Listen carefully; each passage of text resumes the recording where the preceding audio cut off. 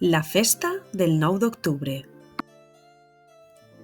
Fa molts i molts anys, al segle XIII, hi havia un rei molt valent que es deia Jaume I el Conqueridor.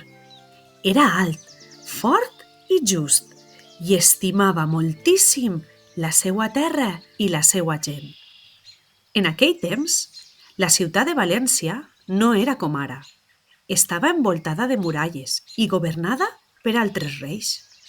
Jaume I volia que València formara part del seu regne i així tots els valencians i valencianes podrien viure en pau.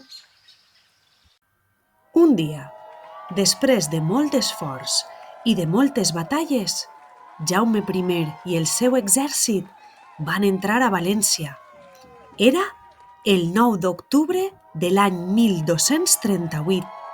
Aquell dia, el rei va alçar una gran bandera, la senyera, que té 4 barres roges sobre un fons groc.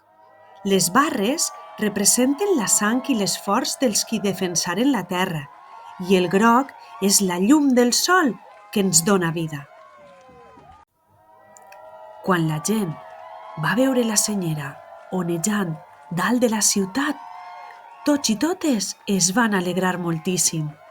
A partir d'aquell moment, València va ser part del Regne de València, dins de la Corona d'Aragó.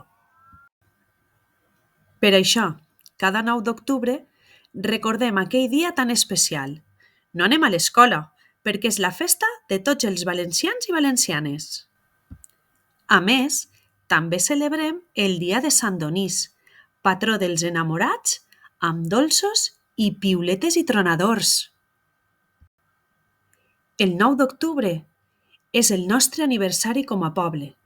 Celebrem que tenim una història, una llengua i una bandera que ens uneixen. Per això, fem festa, perquè tots junts recordem aquell dia feliç en què València va començar a ser el que és. I ara, per a celebrar-ho, tot el món en peu i a ballar!